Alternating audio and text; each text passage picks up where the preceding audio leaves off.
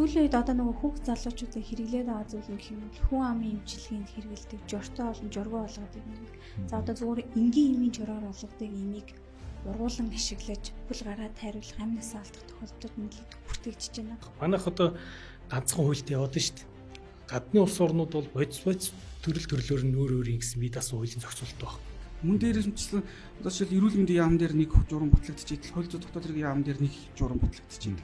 Эдгийн хоорондын уялдаа холбоо нэр томьёоноос асуулаад маш их тийм зохицуулалтын хувьд бол эрх зүйн хийдэл бий болгож байгаа гэж ирсэн байна. Тэгэхээр бид нар энэ сургууль түшгэлсэн нийгмийн эрүүл мэндийн бодлогыг одоо яаралтай одоо бий болгож сургуулийн орчинд, гэр бүлийн орчинд энэ бодисын хамаарлаас үржилсэн сэргийлэх энэ мэдлэг болгох тогтолцоо бий болгох шаардлагатай болчихж байна.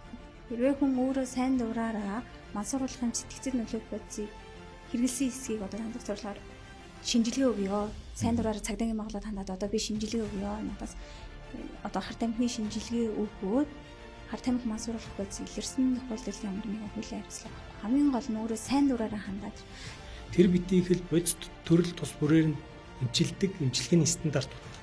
Тэгээ манайх өнөөдөр ерөнхийд нэр томьёо яриад байгаа болохоос дотрын ангилж ирэмблэх ялгах тэр хоцрогдсон. Хэд хитрхи хоцрогдсон юм хөгжлөстэй. Хүүхд нь одоо мансуурах төрлийн нөгөө байцаа хамааралд орцоор. Асууд ингээд хэрглэж байгаа, дөнгөж хэрглэж хэлж байгаа ийм тохиолдол тэр үгэд харагдмах хэрэггүй. Нэмжлэггүй. Тэр айд цар биш, танин мэдгүй одоо суурилсан тийм эмчилгээний хөтөлбөрүүд л хэрэгтэй болчиход байгаа байхгүй. Тэр нь очиж байгаа залуучууд анхны орлохоор томцсон байт юм уу? Бодисынхаа төрлөө шалтгаалсан байт юм уу?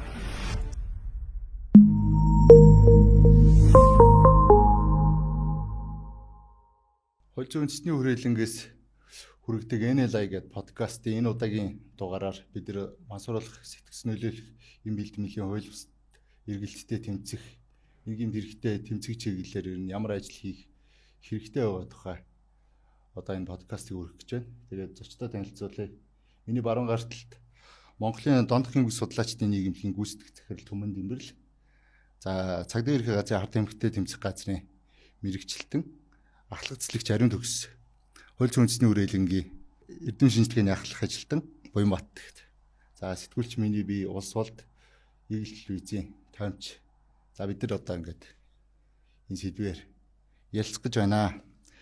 За тэгээд нэвтрүүлэг подкаст эхлэхийн өмнө энэ хар тамхитай ер нь цагдаагийн байгууллага болон бусад аль төрлийн гэмт хэрэгтэй тэмцэх байгууллагууд ер нь тэмцдیں۔ Тэ энэ гэмт хэргийн ер нь гаралт ер нь хэр байгаа юм. Манай улсад одоо ямар нөхцөл байдалд байгаа юм. Тэр тухайн мэдээлэл хүргэж гээд цагдаа ерхий газрын мэрэгчлэлтэн Ариун Төгсийг өөрч байна.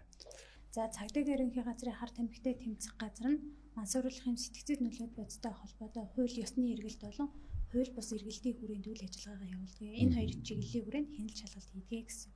За чиг үүргийн байгууллагууд болох хилгээл тагнуулын байгууллагатайгаа хамтарч ажилладаг. Хууль бус эргэлтээс үрдсэн сэргийлэх чиглэлээр энэ төрлийн гэмт хэрэгт одоо хяналт тавьж ажиллаж байна гэсэн үг. За Монгол улсын нөхцөл байдлын тухайд ярих юм бол сүүлийн 5 жилийн хугацаанд мансууруулахын сэтгцэд нөлөөт бодистой холбоотой 1043 гэмт хэрэгт 1600 гаруй хүн холбогдсон шалгагдсан. За сүүлийн 5 жилийн хугацаанд жилд дунджаар 200 гаруй гэмт хэрэг бүртгэгдэж байна. Харин 2017 оны судалгааг авч үзэх юм бол 2017 онд яг энэ төрлийн гэмт хэрэгт 79 гэмт хэрэг бүртгэгдсэн судалгаа байдаг. Тэгэхээр нөгөө сүүлийн жилүүдэд ялангуяа ковид цар тахлаас улбалаад ерөн энэ төрлийн гэмт хэрэг өсөн нэмэгдэх ийм чиг хандлагатай байна гэсэн үг. За насны байдлаар аваад үзэх юм бол Монгол улсад хамгийн бага нь 13 настай хүүхэд байсан. 13-аас 25 насныхаа 54%-ийг 35 хүртэлх насныхаа 86.7% эзэлж байна. Ингээд нөгөө энэ насны байдлаар аваад үзэж байгаа судалгаанаас харахаар бас л нөгөө дийлэнхтэй хүүхэд залуучууд маань энэ төрлийн гэмт хэрэгт ихээр холбогдсон шалгагдаад байна. За хамгийн өндөр настай гэх юм бол 48 настай иргэн бүртгэгдэж энэ төрлийн гэмт хэрэгт холбогдсон шалгагдсан ийм судалгаа байна. За хүүсийн байдлаар нь аваад үзэх юм бол 90 гаруй хувийг эрэгтэй хүмүүс, үлдсэн 8.7% эмэгтэй хүмүүс эзэлж байгаа ийм чиг хандлагатай байна. Кримлог судалгааны хувьд одоо хууль зүйн үндэсний хүрээлэн бол энэ төрийн бодлого шийдвэр гаргахад ер нь харьцуулсан судалгаа юмнууд хийдэг багт. Сүүлийн 2-3 сард нэлээд идэвхтэй энэ чиглэлээр судалгаануудад танилцуулаад явж байгаа тийм. Энэ гэмт хэрэгт ягаад яг хөдөлмөрлөх насны залуучууд ер нь татгаж ороод байна. Шалтгаан нөхцөл нь одоо юу гэдэг юм болоо? Насны бүлгийн хувьд тийм ээ. Энэ яг энэ зөвхөн яг Монголд ийм шиг хандлагатай бас байгаа юм биш. Энэ ер нь бол дэлхийн нийтийн хувьд энэ яг ийм хүчийг хандлагатай байна. За сүүлд хийгдсэн нэлээдгүй томоохон хэмжээний судалгаа гэх юм бол Америкийн нэгдсэн улсын Миннесота мужид хийгдсэн судалгаа нь 2016 онд хийгдсэн. За уг судалгаанд бол 120 мянган өсвөр насны хүмүүс тийм ээ залуус бол хамрагдсан. Ахлах сургуулийн болон коллеж оюутнууд гэсэн тийм. Уг судалгаагаар бол гол хүчин зүйл юу вэ тийм ээ? Энэ насны бүлгийнх нь яагаад энэ мас оруулах энэ гэмт үйлд ингэж өртөөд байна, энэ үлдээд байна гэдэг дээр хэд хэдэн төрлийн хүчин зүйлүүдийг бол тодруулсан. Эдээс хамгийн гол хүчин зүйл нь юу байсан гэхээр гэр бүлийн орчин дох нөлөөлөл болж таарсан. Одоо яг энэ бол мэдээж нэг Америкийн нэгдсэн улсад хийгдсэн судалгаа. Гэхдээ яг энэ гэр бүлийн хүчин зүйлийн нөлөөлөл нь тун сонирхолтой гарсан нь юу гэхээр тухайн хүүхдийн аав юм уу ээж тийм ээ өөрөөр хэлбэл эцэг гэх нь тодорхой төрлийн гэмт хэрэг үйлдсэн. За гэмт хэрэг зөрчил гаргаж байсан. Да ялангуяа тодорхой хугацаанд хорих ял эдэлж байсан ийм хүмүүсийн гэр бүлийн хүрэндх. За энэ хүүхдүүд нь бол мас оруулах бодистой холбоотой гэмт хэрэг үйлдэх нь дийлэх тохиолдол байна гэж ингэж гарсан. За энэ бол нөгөө гэр бүлийн орчинд зах энэ шууд нөлөөлөл гэдэг юм тийм ээ. За яг нөгөө гэр бүлийн хүмүүжил гэдэгтэй холбоосоо илүүтэйгээр ийм эцэг их асран хамгаалагчид нь өөрсдөө бас юм өөрсдийнх нь зан үйл нь хүүхдүүдэд нөлөөлж байна гэсэн юм үрд. Криминолог талаасаа тийм ээ. Америкийн криминологч Кохен гэж байдаг. За Кохны үзэж байгаагаар болохоор яг энэ juvenile буюу энэ өсвөр залуу насныхан яагаад энэ төрлийн гэмтрийг үлддэг дээр хоёр төрлийн шалтгаан гаргаж ирсэн. За энэ нь болохоор нэгт нийгмийн social статустай холбоотой гэж. За уг насны бүлгийнхэн бол хөдөлмөрийн насныхаас гадна зам гэр бүлийн тийм ээ өөрийнх нь гэр бүлийнх нь зүгээс авч үзэх юм бол аль ч тохиолдолд эдгээр бол өөрөө хөдөлмөрлөх өөрийн эдийн засгийн найдвартай баталгаатай болж чадаагүй юм бүлгийнхэн байдаг. За энэ утгаараа эдгээр маань нийгмийн бусад бүлгүүдэд өөрийгөө батлан харуулах. Нөгөө энэ нийгмийн бусад бүлгүүдтэйгээ ижилхэн энэ харилцаанд оролцох юм ирмэлцэлтэй байдаг. Тэр утгаараа эдгээр насны бүлгийн хүмүүс болохоор нийгэмдээ тэрсэлдэг гэдэг юм тийм ээ. Өөрөөр хэлбэл өөрийнхөө үзэл санаа, өөрийнхөө байр суурийг баттах гэсэн ийм хүсэл ирмэлцэлтэй байдгаас гэмт хэрэг үлддэг. Ялангуяа харт амих мас оруулах бодистой холбоотой гэмт хэрэг үлддэг. За хоёр дахь нь болохоор шалтгаан нь юу вэ гэхээр мөн дээрхтэй ижилхнэр яг эдгээр насны бүлгийн хувьд нийгмийн бусад бүлэгтэй харьцуулах юм бол өөрийнхөө үзэл бодол байр суурийг илэрхийлэх боломж нь хязгаарлагдсан л байдаг. За үүнтэй холбоотойгоор маш тийм нийгэмд тэрсэлсэн өөрийнхөө дуу хоолой байр суурийг илэрхийлэх гэсэн зан үйлдэлүүдийг их идэвхтэй хийж идэг. Энэ бол бид маш жижиг үйлдэлэрч илэрч идэг л да. Жишээлбэл гудамжны зураг буюу граффити соёл юм тийм ээ. За эсвэл одоо нөгөө та бүхэн 10 жилийн дурын сургууль дээр очих юм бол ширээ дүүрэн зурагтай байдаг тий. Гэх мэтчлэн энэ бол юу илэрхийлээд байна гэхээр тухайн хүмүүс бол энэ насны бүлгийн хүмүүс бол энэ нийгмийн нэг гишүүн болохын хувьд мөн. Гэхдээ тэдэрт өөрсдөд нь хэлэх үг байдаг. Өөрсдийнхөө байр суурийг батлах хэрэгцээ байгаад байдаг. Үүнийгээ юугаар илэрхийлэх вэ? Юугаар гаргах вэ гэдэг аягүй чухал байгаа даахгүй. Одоо яг хэдхэн хоногийн өмнө бид нар сошиал орчинд харсан 10 жилийн охины нэг төгсөлтийн бичлэг байна тийм ээ. Боловсролын системийн хөгийн нөрөнд дуудчихсан. За үүний эсрэг яг нөгөө насан туршидтын буюу нийгмийн бусад насны бүлгийнхний зүгээс үзүүлж байгаа тэр реакшн буюу хариу үйлдэл бол ихвчлээ зөвхөн тэр хүүхдийг айгүйх буруутгачдаг тий. Одоо дөнгө төгсөж ингээдлээ одоо хүүхэд үеж том үг хэллээ энэ төр гих мэтлэнгээр дайралтууд ирж идэг. Энэ юг харуулдаг юм гэхээр тухайн нийгэмд яг энэ насны бүлгийн зүгээс өөрсдийнхөө үзэл санаа бодлыг илэрхийлж байгаа тохиолдолд хүлээж авах нь маш бага байна гэсэн үг. Тэгэхээр нөгөө эдгээр юугаар дамжуулж илэрхийлэх вэ гэхээр түрүүний жижиг соёлын элементүүдээр тийм ээ. Одоо энэ тэнд бичиг үсэг зурах, эмтлэх одоо тий хан дээр зурах эсвэл сошиал орчинд өөрсдийнхөө үзэл бодлыг нууц юугаар илэрхийлэх тий гэх юм хуурамч аккаунтаар илэрхийлэгч гэдэг юм уу тийм ээ. Ийм байдлаар нийгэмдээ тэрсэлж идэг. Үүнээс үүдээд бид тодорхой төрлийн гэмтрийг үлдэх нь илүү их нэмэгдэж гэж Кохн үзэж байгаа. Тэр нь болохоор жишээлбэл ийм мансууруулах мансууруулах бодистой холбоотой гэмт хэрэг байна тийм ээ. Эдгээрийг үйлдэснээрээ эдгээр бол нөгөө нийгмийн бусад бүлэгтэй өөрсдөө адилтгаж үзэх боломж нь нэгтчихэдэг гэж. Одоо би эдгээртэй л яг ижлэхэн гэмт хэрэг үлдэж байна. Би эдгээрээс илүү хүчтэй байна гэсэн ийм өөрсдийнхөө дотоод ихтгэл өмчлөгийг явж behavior нэмэгдүүлж идэг гэсэн ийм онолоо хандлагууд байдаг. За цагдаагийн байгууллагад одоо ингээд залуучууд очиод байц хэлвэж байгаа тий. За тэднийг дагаад бас эцэгчүүд бас ирж байгаа. Тэгээ ер нь ингээд мэдүүлэхдээ одоо юунаас болоод ийшээ орчоод ийн гэ тий. Мэдүүлт юм бэ. Ер нь цаад шалтгаан юм нь юу байдیں гэж та хэлт юм бэ өөрөөсөө. За дийлэнхтэй насны байдлаар аваад үзэх юм бол хүүхэд залуучууд өсвөр үеийнхэн байгаад байна. Сүүлийн 5 жилийн хугацаанд насны түрээгүй 18 насны түрээгүй 58 хүүхдийн төрлийн гэмт хэрэгт холбогдсон. За уулзаад мэдүүлэг авч явах ажиллагаанд болохоор хүүхдүүдээс өгж байгаа мэдүүлэг нь ерөөсөө л ар гэрийн хараа хяналт тутмаг. За нөгөө найз нөхдийн хүрээллийн асуудлууд яригддаг. За шаашлаад ярих юм бол нөгөө бусдыг даган дуурайх сэтлээсээ болоод нөгөө сонирхлын журам. Миний шүтэн биширдэг, дуучин, жүжигчин гэх мэтлэн байдлаар одоо энэ зүйлийг хэрэгэлдэг ч юм уу ийм байдлаар хувцалсан гэдэг нөгөө бусдыг даган дуурайх сэтлээсээ болоод энэ зүйлийг хэрэгэлсэн хүртэл тохиолдол байгаад байгаа. Бүртгэгдээд байгаа. Тэгэхээр нөгөө найз нөхдөс нь хамаарад энэ хүүхдүүдэд за цаашлаад ярих юм бол нөгөө нийгмийн сүлжээнд татагдж байгаа бас янз бүрийн дуу дүрсний бичлэг ч юм уу одоо нөгөө хар тамхиг сурчилсан дуу хүртэл ингэж яваад байгаа. Энэ зүйлийг устгахаар бид нэр бас илэрц гэдэг арга хэмжээ зохион байгуулж байгаа.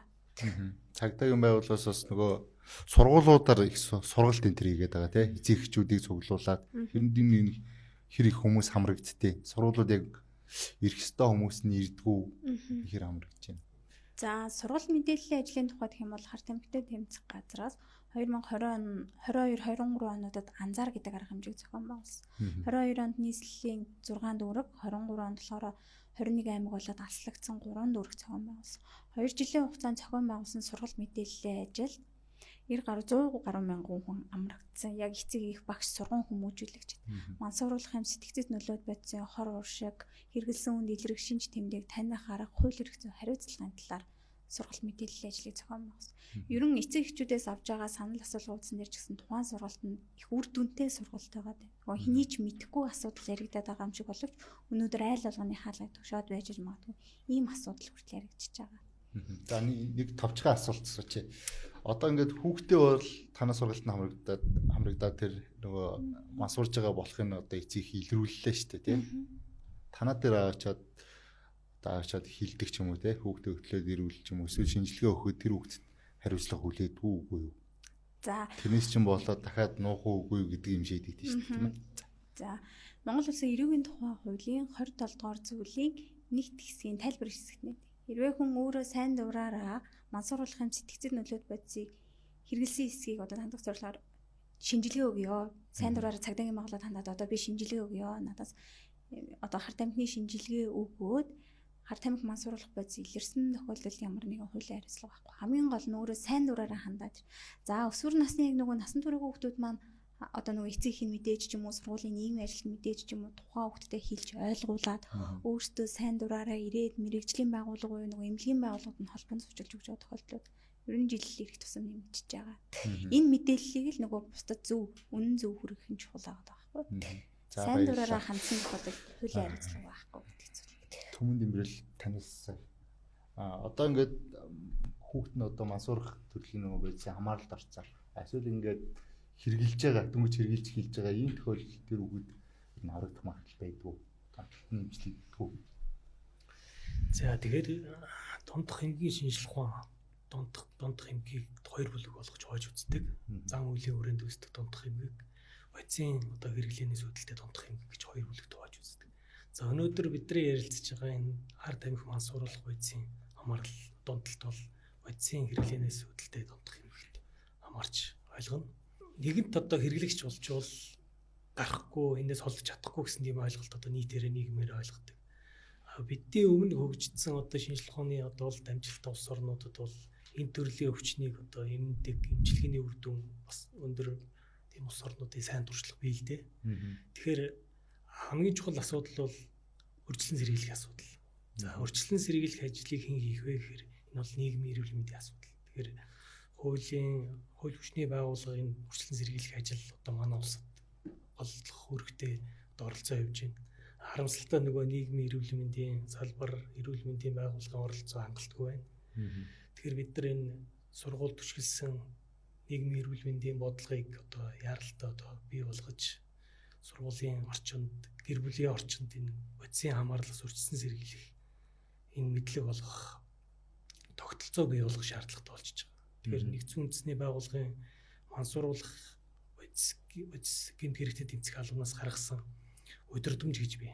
Сургуулийн орчинд ард тамхины сурчлан сэргийлэх ажил зохион байгуулах, гэр бүлийн орчин буюу асран хамгаалагчдын зүгээс одоо хүүхдтэй боловсрал болгох, иргэний боловсрал болгох энэ төрлийн хоёр төрлийн удирдамж байгаа. Тэгэхээр манай улс энийг одоо энэ удирдамжийг одоо яралтай одоо орчуулж одоо өөрсдөө Монгол өрсөн дээрээ буулгаж нийтийн хүртэл болгох шаардлагатай.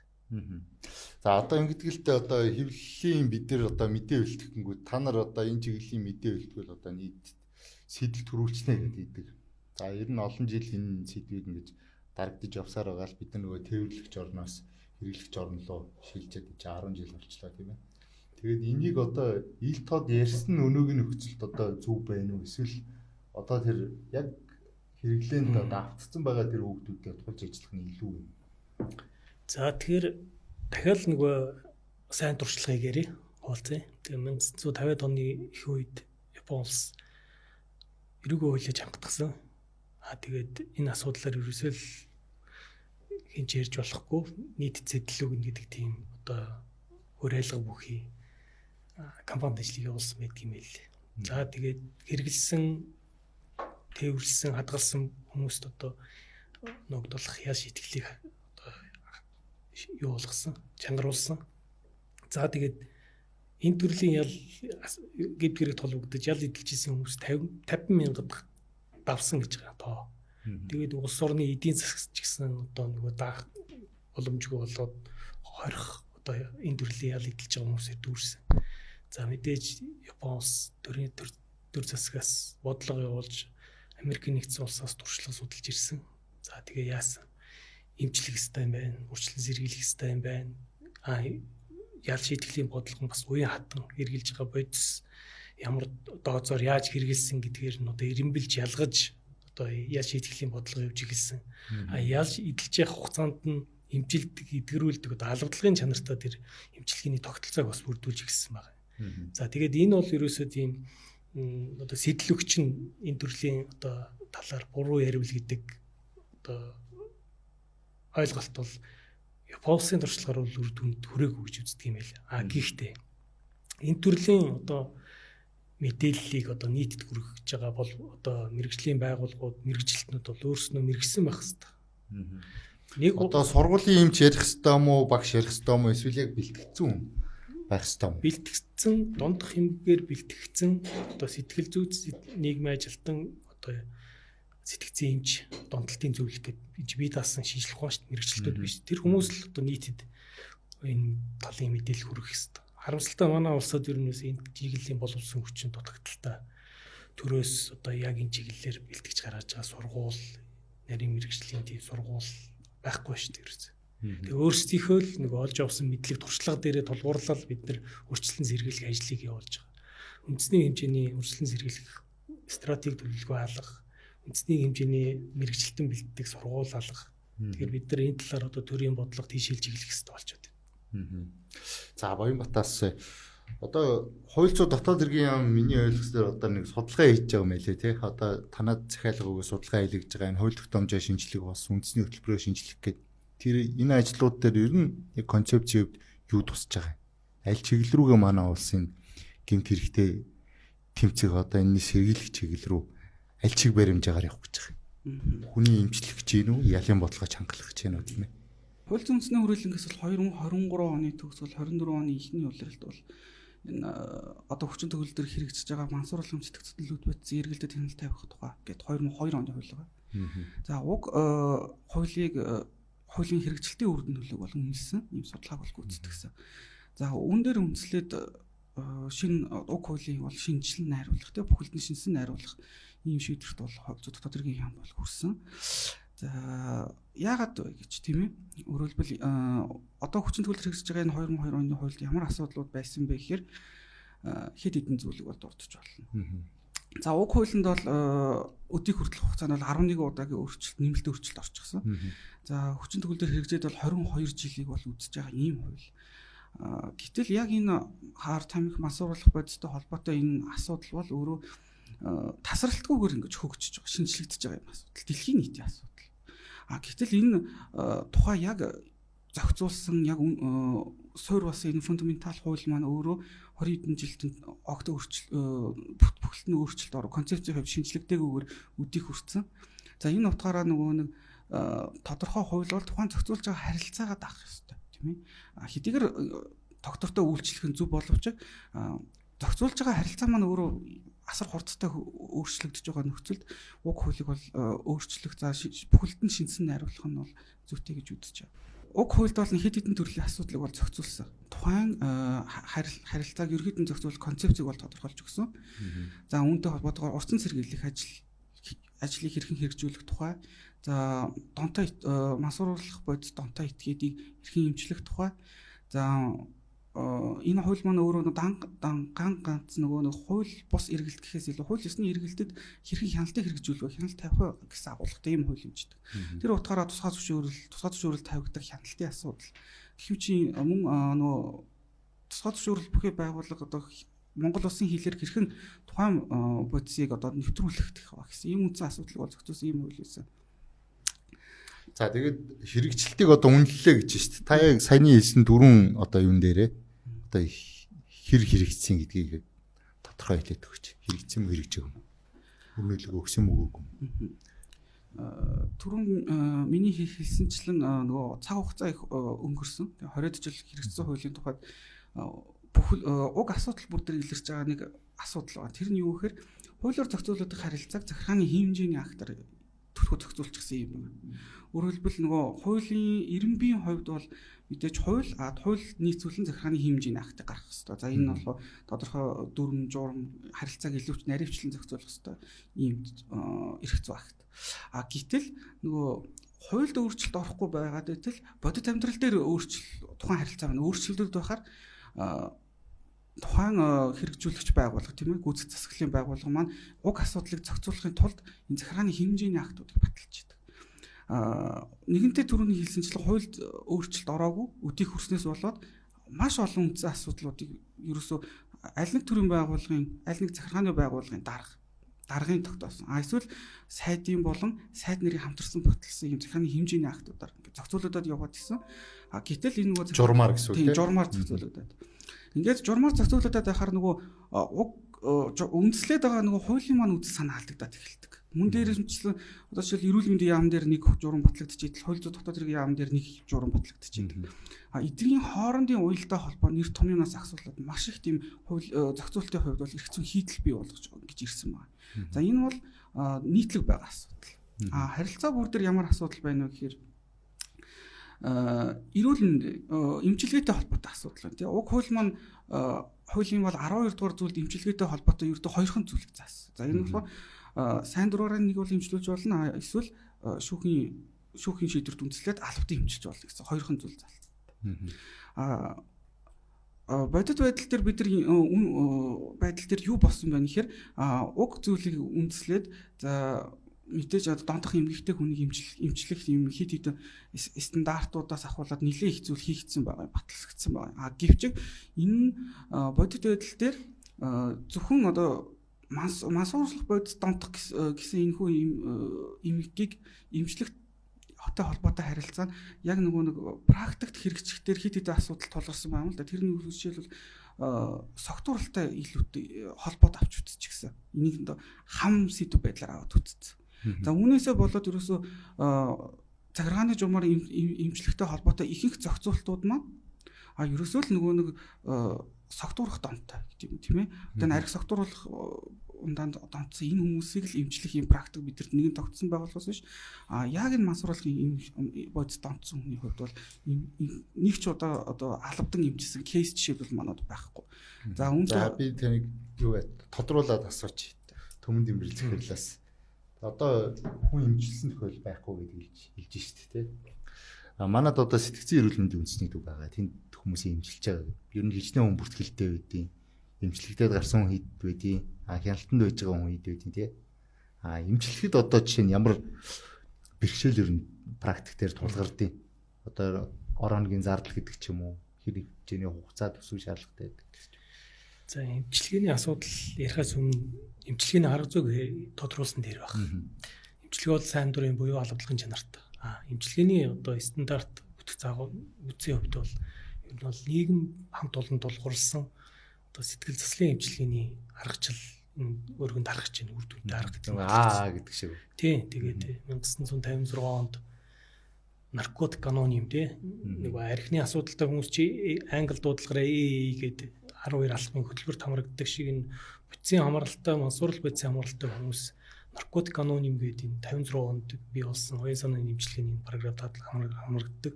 За манай улсад арай хараахан тийм одоо тогтсон хэлбэр төрсөн олоогүй юм шиг ба. Дөнгөж эхлийн байдалтай байж байна. Тэгэхээр эмнэлэгт хэвтүүлээд эрх хязгаарлаад эрүүл мэндийн тусламж үйлчилгээ үзүүлж энэ төрлийн эмчилгээ явуулах гэдэг ойлголтоос бүгд татгалзах хэрэгтэй. Нийгмийн амьдрал дотор байлгаж иж тэр хүнийг одоо нийгэмшүүлнэ гэдэг нэр томьёо одоо сүүлийн хэрэгэлдэг болсон тийм ээ. Тэр хүнийг одоо нийгмийн амьдрал дотор байлгаж тасн зохицох тэр хорт одоо туршлаас ангижруулахын тулд нийгмийн одоо дотор л байлгах хэрэгтэй юм байна. Тэгэхээр энд бол ерөөс урт удаан хугацаанд үргэлжлэдэг процесс. Тэрнээс нэг өргөс авахтай адилхан зүйл биш. Тэгэхээр хяналт бол 2 жилээр үргэлжилдэг бол улсын туршлагаар. За бодисын хамгаалалтын хүний эмчилгээний нийгмээс тусгарлахгүйгээр нийгэм дотор. За одоо жишээл өдрийн эмчилгээг ирээ л да. Гэрээсээ өдрийн эмчилгээнд ирээд одоо сэмүүд ч юм уу нийслэлийн эрүүл мэндийн газрын харьяа диктологийн эмнэлэг дээр ирээд өдрийн эмчилгээнд хамрагдаж болно тэр хүмүүс. Заавал тэгэл хэвтэл тий хэвтэн эмчилүүлэх тэр эмчилгээний одоо юу ч хоцрогдчиход байна. Манай сэмүүд дээр би очиж нөгөө хүнтэй уулзч үзсэн эмчтэй. Тэгэхэд бол ингээд 7 хоногийн хугацаанд нэг юм хордлогын хэрэглээд гаргадаг өөр боломж байхгүй наа гэдэг жийсэн. Үнэн. Тэр манайх одоо энэ одоо архич байна уу, мансурал байдсч байна уу эрүүл мэндийн даатгалаар эмчилдэг. За одоо хар тамхи мансурал байдсын хамааралтай хүнийг эмчилэхэд сая 300 мянган төгрөгөл зарцуулж штеп. Тэгэхээр тэр сая нэг хүнд. За сая 300 мянган төгрөгт эмчийн цалин, урсгал зардлууд бүх юм аа энэ тарианы үйлчлэг. Сая 300 мянган төгрөгөөр тэр хүндийг одоо хангалттай эмчилж чадах уу гэдэг асуулт гарч ирнэ. Тэгэхээр гадны туршлагыг харъя. Өчигдөр би Америкийн нэгдсэн улсын эмчилгээний мужаар тустай байдаг. Тэгээд 30 хоногийн 28 хоногийн стандарт эмчилгээнд $42,000 зарцуулж байгаа гэсэн тийм тооцоол дундчээр гаргасан байлээ. Энэ 24 онд Америкийн нэгдсэн улс 44 тэрбум төгрөг доллар эмчилгээнд одоо зарцуулж байна. Төсөөс гаргаж. Тэгэхээр ер нь энэ одоо өртөгжин ихтэй одоо мэрэгжил эмч боловсон хүчний одоо мэрэгжлийн ур чадвар шаардсан тийм л одоо өвчин хүнд хэлбэрийн өвчин болж тооцогдлоо л доо. Одоо яа тий энэ хүмүүс чи одоо өөрсдөндөө зориулж хэрэглээ үүсгэж штт тийм ээ. Би хэрэглэмээр байна гэдэг бодсоо.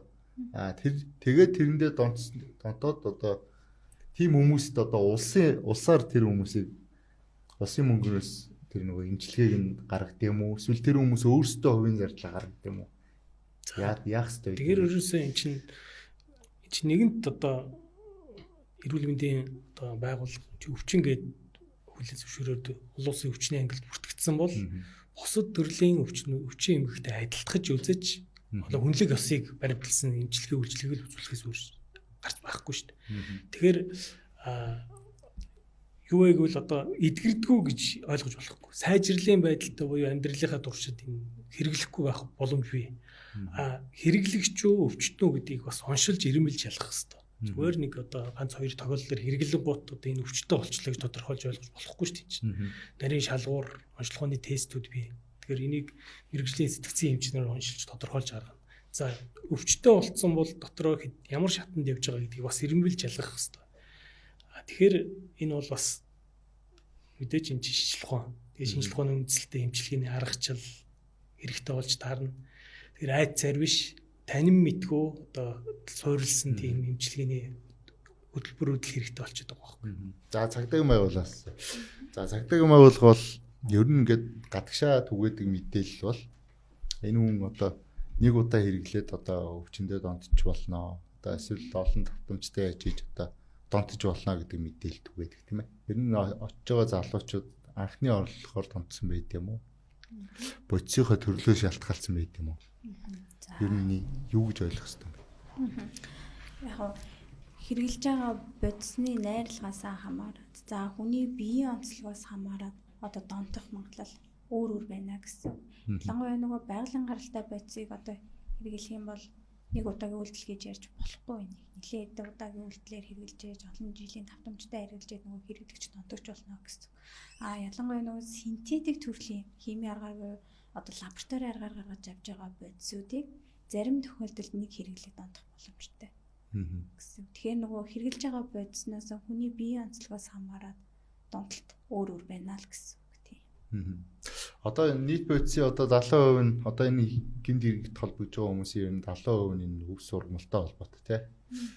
Канабис сатива гэдэг сортыг хэрэглээд байна. Энэ нь одоо манай орны 11 аймагт 15,000 газар ургаж байгаа гэдэг судалгаа баглагч аялал жуулчлалын яамнаас гаргасан. Устдахыг гэдэг энэ жил болгоныг 5 тэрбум төгрөг шаардлагатай байгаа. Тэгээ энийг одоо хизээнээс одоо устгал эхлэх үлээ тийм ээ. Энэ жил ер нь устгал ер нь хэр хэмжээнд явах юм шиг байна. Мансууруулах юм сэтгцэд нөлөөт бодистой холбоотой гэмт хэргийг 100% гээд аваад үзэх юм бол 70% дотоодд ороод одоо нөгөө үс ургамалтай холбоотой гэмт хэрэг эзэлдэг. Үлдсэн 30% болохоор хил гэлээр орж ирж байгаа нөгөө синтетик төрлийн бодисууд эзэлдэг. За дотооддоо ургаж байгаа Монгол орны 14 аймгийн 15,000 гаруй газарт энэ ургамал нь ургадаг. За хар тамхитай тэмцэх газраас жилд 2 удаагийн ус долын ажлыг зохион байгуулдаг. Гэхдээ энэ ургамал нь нөгөө нар салхи буруу ус цагаагаараас үл хамааран ургах боломжтой. Ийм хогийн ургамлаа. За ус долын төсвөртэй гэсэн. За энэ ургамлыг ерөнхийдөө 2013 оноос хойш устгах ажлыг зохион байгуулад.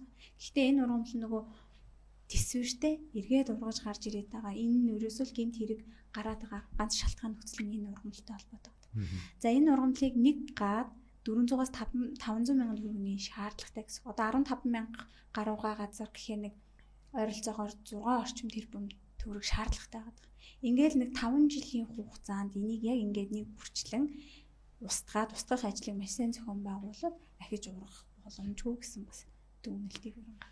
Энд би нэг зүгээр би энэ 25 жил ажиллаж байгаа энэ салбарт. Тэгэхээр манай улсын одоо энэ ард тамхитай тэмцэх бодлого бол ерөөсөө хангалтгүй байгаа жишээ байхгүй юу? Нэг цагдаагийн байгууллагын ганцрын их ажил биш шүү дээ. Чин төрийн том институт ажиллах хэвээр. Бусад орны туршлага аваад үзэх юм бол би даасан том хүрээлэн ажиллаж байгаа байхгүй юу? Чин судлаач, шинжээ бүх салбарын төлөөлөл оролцсон. Тэгэхээр байгаль орчных одоо хууль эрх зүй, эрүүл мэнд, нийгмийн хамгааллын салбарын бүх мэргэжилтүүдийн оролцоон дээр суурилж энэ улс орны бодлого гарах хэрэгтэй болохоос олон талд хамт ажиллагаа. Гэхдээ энэ улс орны хэмжээнд энэ бодлогыг зангиддаг тусгаалсан агентлаг байх хэрэгтэй. Тэрнээс зүгээр нэг яамны сайдын дэргэд нэг ажлын алба ажиллаад энийг ард тамхины асуудал за бус энэ төрлийн гэмт хэрэг шийдчихнэ гэж өрөөсгөл ойлгож болохгүй. Тэгэхээр бусад орнуудын туршлага ерөөсөө л тэр шүү дээ. Нотлохын цуурлсан одоо судалгаа шинжилгээний ажлууд хийх хэрэгтэй. Тэгжээж шийдвэр гаргах төвшөнд одоо мэдээллийг хүргэж энэ хуулийн орчин боловсруулах. Манайх одоо ганцхан хуультай яваад шүү дээ. Гадны улс орнууд бол бодис төрөл нь өөр гэсэн бие даасан хуулийн зохицуулалт байхгүй.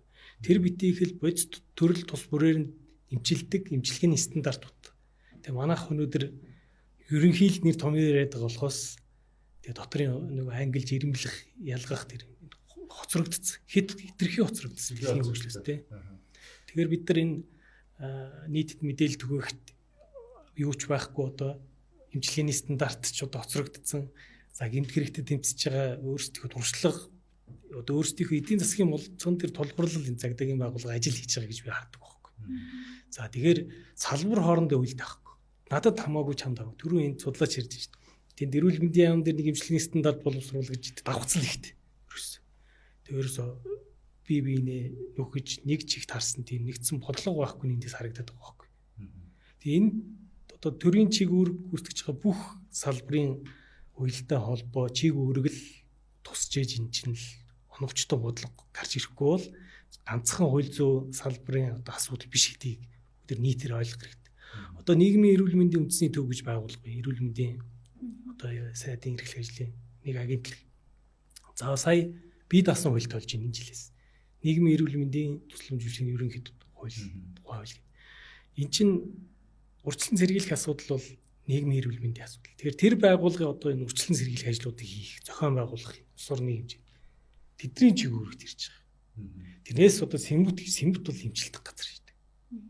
Тэ нэгэн төвчтэй болсон хүмүүсийг эмчилдэг. Эмчнэр дээр нэг урьдчилан сэргийлэх ажил хийсэнгүй нийгмийн эрүүл мэндийн ажил хийж ачаал өгч болохгүй байхгүй. Тэр хүмүүс ч өдөр тутам тэр дундх эмэгтэй болсон хүмүүсээ л эмчлэхтэл ажлын байрны тодорхойлт гэж байгаа шүү дээ. Дээрээс нь айгүй их дарамт учруулна, янз бүрийн юм бий. Тэр ерөөсө боловсон хүчний бодлого байхгүй, замбраагүй явж ирсэнээс харагддаг юм. Нөгөө эрүүл мэндийн яам одоо энэ үндэсний хөтөлбөрийн тайлан дээр жишээ нь цагаан өргөө гэдэг нэг газар байгуулсан гэж тайлгансан байсан. Тэгээд тэр цагаан өргөөр нь залгаж үзсэн л дээ бид нэр. Тэгсэн чи амралтын газар үлээ. Ахмадын сувил хэлбэрээр ажиллаж байгаа манай хувийн хвшил шүү дээ. Тэгээ би гайхсан л да. Тийм тайлбар өгчтэй юм бахтаа гэдэг. Манайх чинь тийм имжилдэг одоо энэ сайн дурын алтан тийм газрууд байдаг үлээ. За манай улсад бол ерөөсөө л сэтгцэн эрүүл мэндийн үндэсний төв дундх эмгийн клиник тасаг байна тий 30 гаруй. За нийслэлийн эрүүл мэндийн газрын харийн адиктологийн төв гэдэг 80-аад ортой эмнэлэг байж байгаа. За аймаг дүүрэг дээр сэтгцэн наркологийн одоо кабинет тасгууд ажиллаж байна. Яг тэнд одоо яг энэ дундх хар тамхи мансууруулах бодисын хамааралтай болсон хүнийг одоо эмчилж эмнэлгийн тусламж үйлчилгээ буюу одоо нийгэм хамт олонд дулуурсан тусламж үйлчилгээ хангалттай өгч чадж ийн үгүй шүү дээ ерөөс. Зүгээр хордлого тайлах төдийг нь л харах цагаал гаргаж байгаа. Тэгэхээр нөгөө эмчилгээний стандарт өдөрдөмж одоо боловсронгуул цаг үетэйгээ уялдуулж тийм ээ. Өнөөдөр хэрэгцээ шаардлагатай. Эдгэрдгүүгээ түрүү асуусан шүү дээ. Япон улс нөхөн сэргээх төв дээр дамжуулаад энэ төрлийн эмэгтэй хүмүүсийг эмчилж эхэлсэн. 19 онд эрүүл мэндийн яамнаас судалгаа хийсэн чинь 80% үр дүнтэй гарсан гэж эмчилгээний үр дүн. Тэр эдгэрэл сайжрлын байдалтай болох боломж байна уу? Боломжтой л байгаа байхгүй. Тасралтгүй үргэлжилдэг тийм хөтөлбөр төлөвлөл хэрэгтэй болчиход байгаа юм. Ер нь хугацаа одоо хэдээс орчим ер нь бол 24 сар бодис ямар нэгэн байдлаар дахилт буюу эргэж хэрэглээг бол эдгэрсэн гэж тодорхойлдог. Тэгээ ер нь 24 сарын дараа ер нь харагдах юм байна тийм. Тэр ерөөсөө энэ эмчилгээний гол ноён нур бол ерөөсөө л оюун санаа сэтгэл зүйн эмчилгээ л гэж ойлгох хэрэгтэй. Миний сонссноор нөгөө давтан юм тэрг бас нэлээд байдаг гэх яг энэ төрлийн хэрэг дээрээ. Тэгэхээр нөгөө тэр одоо хүн чинь нэг хүмүүстэй нэг танил тал байгаад байгаа тийм. Хүмүүстэй одоо зардаг ч юм уу олж авдаг тийм сүлжээг юм хийж чинь өөрийг нь урууцдаг хүмүүс. Тэр хүмүүсээс ер нь яаж холдуулд юм бэ тэр хүмүүсийг. Одоо энэ чинь нөгөө та түрүү хэллээ энэ нийгэм дунд нь эмчлэг байдлаар явдаг гэдэг чинь шүү дээ. Тусгаарлахаар яаж тэр хяналтаа тавиад тэр хүмүүсийг эмчилт юм бэ? За тэр зарж борлуулж байгаа хууль бусад гуталтаа эрхэлж байгаа тэр одоо нөхдүүдэд одоо цагдаагийн байгууллагуудаа өөрийнхөө ажил мэргэжлийн ур чадвараа гаргаж тэмцэх хэрэгтэй. Тэрнийг өвчтөе хамааралтай болсон хүмүүс одоо эдгэрүүлэх асуудал бол эрүүл мэндийн салбар одоо нийгмийн хамгааллын салбарын асуудал юм чинь ойлголт болчих. Хүсэхгүй байгаа эмчилгээнд хамрагдахгүй байгаа тийм одоо зан авирын өөрчлөлттэй хүмүүсийг төр албадлагын чанартай одоо эмчилгээнд хамруулах зайлшгүй шаардлагатай. Албадлагын чанар дотроо бас хоёр байгаа шүү дээ. Зорчих эрхийг хязгаарлах, эрх бүрэн хязгаарлах гэдэг гадны туршлагаас үздэг. Тэгээ манайд харамсалтай тэр төрөө судлаач хэлж шүү дээ. Энэ төрлийн одоо гэмт хэрэг төрчлөлд ороод энэ эмгэгтэй хүнийг албадлагын чанартай эмчилсэн практик Монголд алгаа гэж байна. Тэр энийг бид нар бас бүрдүүлж бий болгох хэрэгтэй. Ийм өвчтөе болсон хүмүүсийг бид нэр гадуурхаж болохгүй. Ерөөс. Тэгээд тэд чинь нуугдмал байдалд ортог. Ерөөс. Одоо ингээд сошиалд одоо олонний танилын нэг төрлийн гэмт хэрэг толбогдсон гэж явах. Тэр доор нь бичиж байгаа комментуудыг хардаг. Халаад өг, хядаад өгч талд ороос. Яг энэ барууны өндөр хөгжилтэй орнууд бас ийм л үзэгдэл байсан. Гадуурхдаг. Тэгээ хүний эрхийн зөрчил байхгүй юм чинь. Тэгээ одоо хэрвээ ингэ ярьчвал хар тамхичтыг өмгөөл, архичтыг өмгөөл гэж манай нэг нийгмийн сэтгэл зүйч айгуу тийм сонирн байдалтай байгаа шүү. Тэгэхээр нуугдмал байдалд ороод идэм тэр хүмүүс чинь. Нуугдмал байдалд орно гэдэг чинь улам л нөгөө гэмт хэрэг зөрчилүүлдэх, цаашлаад одоо хүн өөрөө амь насаараа хохирох, бусдын амь нас эрүүл мэндэд хохирол учруулах тийм эрсдлүүд бий болж байгаа шүү дээ. Тэгээд энэ бие даасан ял шийтгэл эдэлж байгаа одоо мансууруулах бодисын хамааралтай хүмүүсийг эмчилгээний одоо бие даасан хуулиудын улс орнууд хэрэгжүүлж шүү дээ. Тэгэхээр бид нар ч гэсэн бас тэр тогтолцоо руу явж хэрэглэх хэрэгтэй.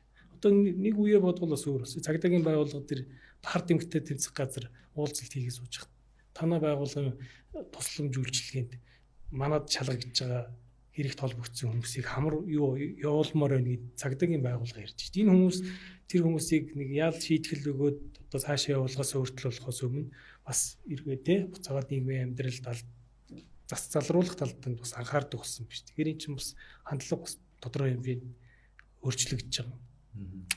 Одоо энэ өвчтөн хүмүүсийг эмчлэх ажил одоо төрийн нуруунд дээр явах ёстой юм уу? Эсвэл хувийн хвшилтэйгээ хуваалцаад ингэж явах ёстой юм уу? Ер нь бодлого хаашаа явах чинь? Бодлого бол төр бол явна. Хяналт бол төр тавина.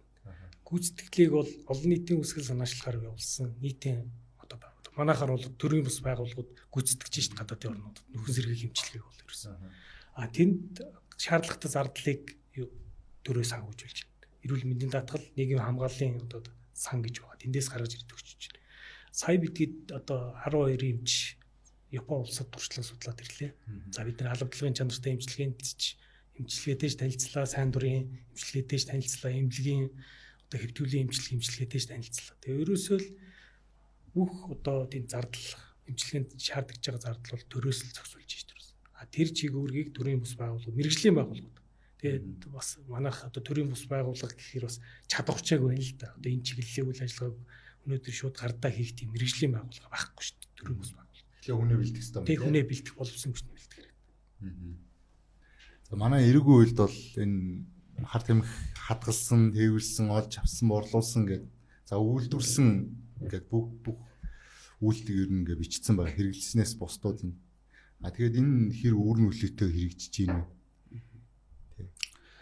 Шүүгээс оноож байгаа ял одоо яг тэр сонгох санкцийнхаа одоо багаар нь байгаад энэ дунд одоо ихээр нөгөөд энэ. За хар тамхи мас уруулах бодистой холбоотой гэмт хэрэгтээр манайх яг энэ гэмт хэргийн тухайд бол баримтлах эрүүгийн ялын бодлого бол тийм ч тодорхой бус гэж бид үнэлж байгаа. За тэр нь юутай холбоотой гэхээр ямар ч тач эрүүгийн хуулийн 27 энэ зүйл заалттай бол ерөнхийдөө шууд холбогдно. Энэ дээр бол Монгол улсын нэгдээ орсон олон улсын хэд хэдэн конвенц байгаа. Конвенцэд бол яг энэ төрлийн гэмт хэргийн үйлдэлбэрийг нэлээд наривчлан заасан. Өөрөөр хэлбэл техникийн хувьд бол үүнийг бол тооцох байдлаар заасан гэж үздэг. Гэтэл манай эрүүгийн хуулийн 27-д болохоор нэгтгэх байдлаар л хуульчилсан.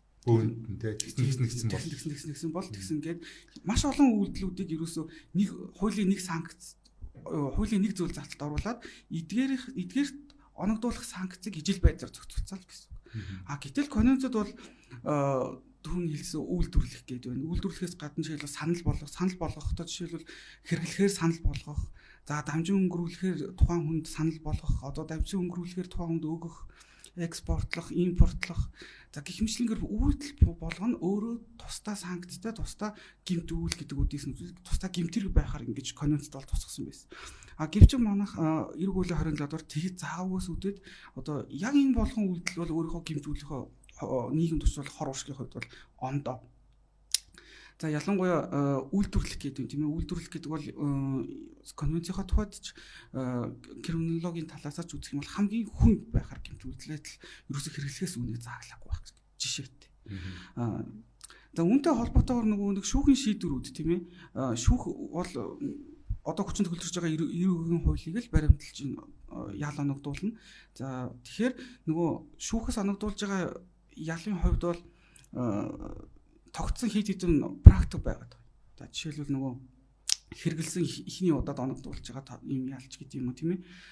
Гэтэл нөгөө тэдний баримталж байгаа гол хууль болох эрүүгийн хуулийн заалтууд маань өөрөө ийм ерөнхий байдалтайгаас болоод зарим этгээдүүдэд ялц авчих боломж олгоод байна. Зарим хүмүүст бол энэ бол хит хатуудаад байна. Тэгэхээр нөгөө ялын үр нөлөөг юугаар бид нар тооцдог юм бэ гэхээр онлайн энэ тухайн ял бол үнэхээр онлайн хувьд тухайн ял бол үр нөлөөтэй байна гэдгийг нэг шалгуур бол энэ гэмт хэргийг давтан үлдэж байгаа хатлага тийм ээ. Ялангуяа мансууруулах бодистой холбоотой гэмт хэргийн хувьд криминологийн үүднээс авч үзэх юм бол нэг тусгай буюу анхаарч үзэх ёстой шинж бол энэ эдийн засгийн хүчин зүйл ээж идэг. Тэр нь юу вэ гэхээр зах зээлд тухайн бодисыг бол өөр маш хараа хяналттай байдаг. А тэр утгаараа тухайн бодисын бол үн өртөг бол их өндөр байдаг. Үүнтэй холбоотойгоор нөгөө энэ төрлийн гэмтрэг үйлцэн хүмүүс маань бусад төрлийн гэмтрэг үйлдэх ийм эрсдэлтэй хүчин зүйл болоод идэг. Өөрөөр хэлбэл тухайн ял миний түрүүний хэлсэн чинь давтан үлдэж байгаа эсгээр илүүтэй хэмжигдэнэ гэж тийм ээ. Одоо практикт нөхцөл байдал ямар байна вэ гэхээр дийлэнх тохиолдол бол 1 жил 6 сарын хорих ялыг бол оногдуулж байна. За энэ хэрэгэлсэн нэг удаагийн тохиолдол төр тийм ээ. Хадгалсан гэдгээр явж байгаа. Тийм. Хадгалсан тухайн бодис олж авсан тийм ээ. Гэтэл энэ тодорхойлт маань ч бас өөр айгу яривхтэй нөхцөл байдал бол практикт бий болгож идэг.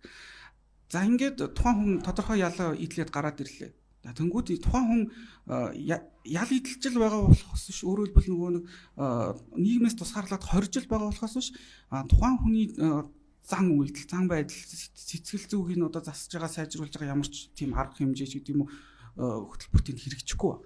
За тэнгүүд нөгөө хүн 1 жил 6 сарын хорих ял идэлээд гараад ирлээ. За доотлын хэмжээгээр шүү тийм ээ. За энэ нөхцөл тухайн хүн бол нийгэмд ямар нийгэмд яаж гарч ийна гэдэг нь их сонирхолтой нөхцөл байдлыг одоо үүсгэж байгаа. Тэр нь юу вэ гэхээр манай эрүүгийн хуулийн яг 2015 оноос хэрэгжиж байгаа энэ хуулийн бас нэг том учир дутагдaltaй тал бол энэ ялтай байдал бодит байдал дээр ялтай байдал гэдэг ойлголт хэдийгээр өмнөх хуулиас байхгүй болсон боловч одоо бол хязгааргүй үргэлжилж байгаа. Өөрөөр хэлбэл тухайн хүнийг нэг л гэмтэрэг үйлдсэн бол гэмтэрэг үйлдсэн өөрөлдвөл нөгөө нэг тодорхойлт байдаг шүү дээ тийм ээ цаадаага ерхий газраас гаргадаг. Ял шийтгэж байсан хэсэг гэдэг.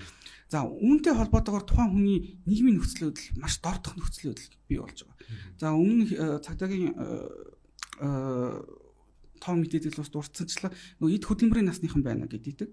А яг нөгөө эд хөдөлмөрийн насныхан маань 1 жилээс дотор хугацаагаар одоо ингээд тодорхой хэмжээгээр ял идэлээд гараад ирлээ. За энэ бол гэтээ ял нь бол торгуулийн ялч байсан, зорчиг хэрэг хязгаарлагч ялч байсан, хоригдлох ялч байсан тийм ээ. Бүгдээрээ л идэлгээ ял идэлж байсан л гэдэг ганцхан тодорхойлолтойгоор явж идэг. За энэ маань өөрөө нөгөө ял идэлээд гараад ирсэн. А эсвэл ялаа идэлж гисэн энэ хүнийг эргээд нийгэмд орох тийм ээ. Нийгмийн хэвийн амьдралдаа эргэн орохын нөхцөл байдал нь хязгаарлалт шийдэг. За үүнээс үүдээд нөгөө хүн маань яг энэ төрлийн гэмтэргийн бас нэг том хүчин зүйл болох энэ нийгэмд хүлээн зөвшөө өргөдөх за гэх мэтлийн сэтгэл зүйн эмзэг асуудлуудтайгаа буцаад эргээд тулгараад ирэхээр өөр төрлийн гэмтэрэг үлдэх.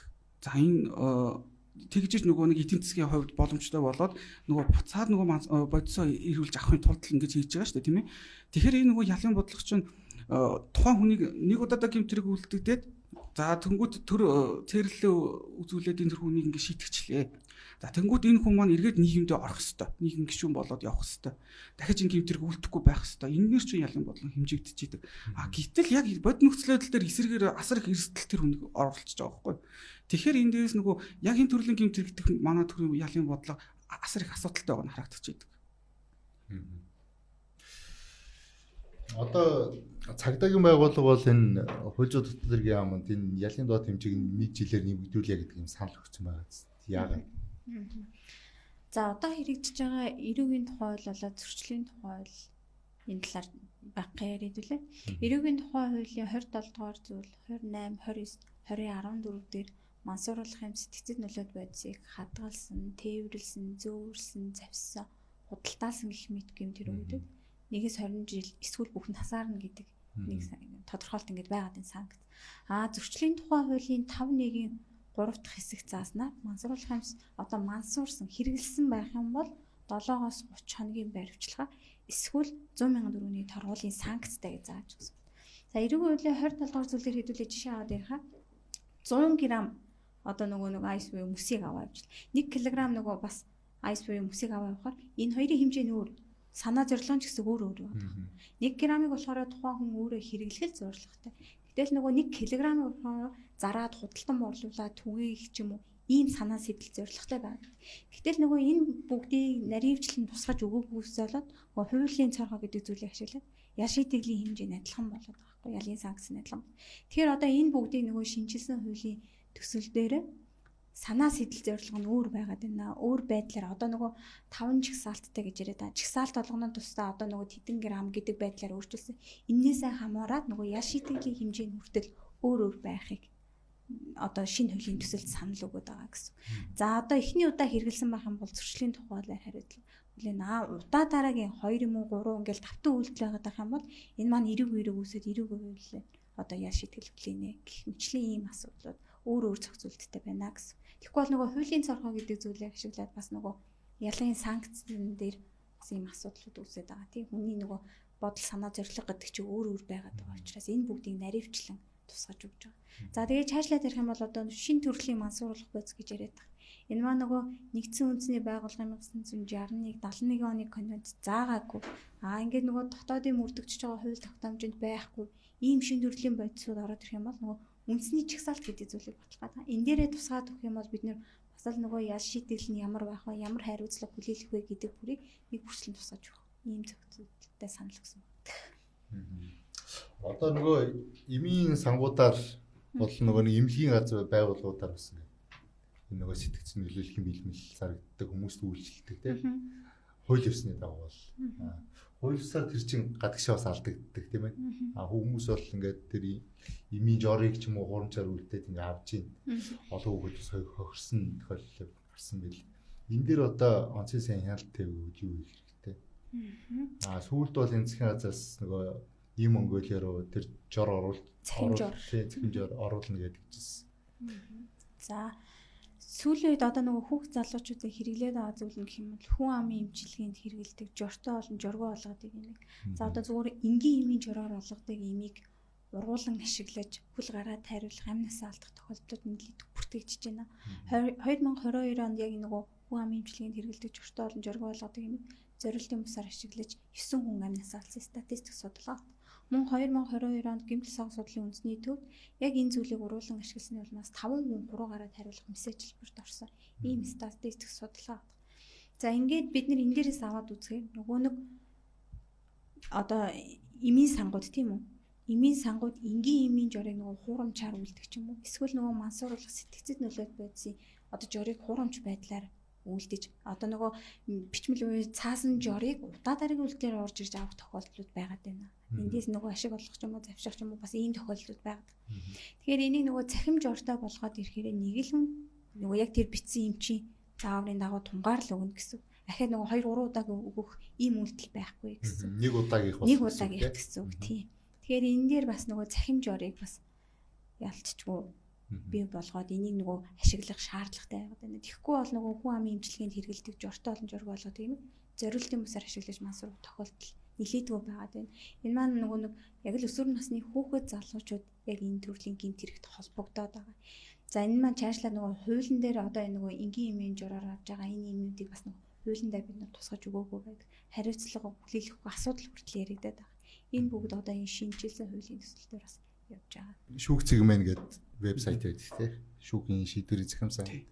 Тэндээс шүүгээд үзэнгүүт ер нь бол тэр нөгөө хадгалсан, тээвэрсэн, олж авсан гэдэг ийм орон байраар хангасан гэдэг ч юм уу тийм. Ийм үйлдэлүүд дээр яаж шийдэж байгаа хүмүүс нэлээд байдаг. Тэгтэл одоо энэ синтетик төрлийн мансууруулах төрлийн бодис бол энэ нийт гэмтийн одоо 30% өөрөөр орж ирээд дотор зарагдж ийн гэсэн үг тийм. Хүмүүс тонтоод байна. Тэгэхээр нөгөө дийлрүүд нь байгаад хэрэглэгчт нь ингээ баригдаад ийн гэдэг бол энэ орж ирээд ийн л гэсэн үг. Тэгэхээр тэр оруулж ирж байгаа хүмүүсээ ер нь хэр илрүүлж чаддсан болоо. Тэрэн дээр одоо зохион байгуулалтаа усын эрэл нэвтрүүлсэн тийм. Яг ингээд гаднаас илгээдэг тийм хүмүүсээ олж шийтгэж тийм тэр хүмүүсээ тэр зах зээлээс нь салгаж чадж байгаа тийм шийдвэрийн тохиолдол нь хэрвээ. За яг энэ дээр бол яг анхаарах хэрэгтэй. Ягаад тэгэхээр нөгөө түрүүний хэлсэн чинь гэмт үйлдэлийн хувьд энэ бол байж болох хамгийн хүнд үйлдэл юм тийм ээ. Өөрөөр борлуулж जैन тийм ээ. Энэ бол эрүүгийн хуульдгал зүйл залт маань бол угаасаа нөгөө олон нийтийн эрх ашигын эсрэг гэмт хэрэгүүд байж байгаа. Гэтэл хүн ам нийгмийн олон нийтийн хувьд хамгийн аюултай үйлдэл энэ төрлийн бодисыг зарж болуулж байгаа. Тиймээс бүр зохион байгуулалтын хэлбэрт оруулах гэсэн. За энэ үйлдэл бол яг конвенцийнхаа дагуу ч гэсэн энэ бол байж болох хамгийн хүнд бөгөөд хамгийн анхаарах хэрэгтэй асуудал юм уу? Гэвч зарим бидний хувьд бол гэмт хэргийг илрүүлэх гэдэг бол мэдээж цаадагийн байгууллагын үр дүн. Гэхдээ хит хитэн захиргааны буюу бүтцийн зохион байгуулалтын шин чанартай хэдэн зүйлийг заашгүй анхаарах хэрэгтэй болчихж байна. Тэр нь юу гэхээр жишээлбэл бидний хийсэн судалгаа бол нөгөө мансууруулын цэцгэлүүд бодис эргэлт хяналт тавих тухай хууль. За энэ нь болохоор нөгөө хууль ёсны эргэлтэд хяналт тавихад зохицуулсан. Энэ дээр бол нөгөө улсын хилээр нэвтрүүлэх гэдэг асуудал тийм ээ. За үүн дээр хяналтыг хэрхэн хэрэгжүүлж байна гэдэг дээр манайх үнэлгээ хийхэд хэд хэдэн асуудал бол гарч ирж байгаа. Энэ нь болохоор гайлын байгууллагт. Тэгээ гайлын байгууллагт бол хүний нөөцийн болоод материалын нөөц баазын хувьд бол үндсэндээ асуудал маш их байгаа. Тэр нь юу вэ гэхээр техник тоног төхөөрөмжийн хувьд бол маш их хувьчралт, за эвдрэлттэй. За ийм байгаад идэг. Гэтэл нөгөө нэг нэвтрүүлж манай зах зээл борлуулах гэдэг нөгөө этгээдүүд нь тийм ээ, гадаадын зохион байгуулалтаа гэмт бүлгүүдүүд юм уу, одоо эсвэл зохион байгуулалтанд орчихсон тэр этгээдүүд юм тийм ээ. За тэдгээр хүмүүс бол аль нь болох орчин үеийн шинжлэх ухааны технологиг баригдахгүй илэрхгүй байх тал дээр илүү их анхаарат идэг. Тэр чиглэлийнхаа бодисуудыг үйлдвэрлээд манай зах зээл рүү оруулаад идэг. Гэтэл яг тэрийг хилээр нэвтрүүлэхгүй байх хэвээр энэ байгууллагын хүчин чадал маань өөрөө материалын нөөц баазын хувьд бол ингээд ортчихсон нөхцөл байдал гэж байна.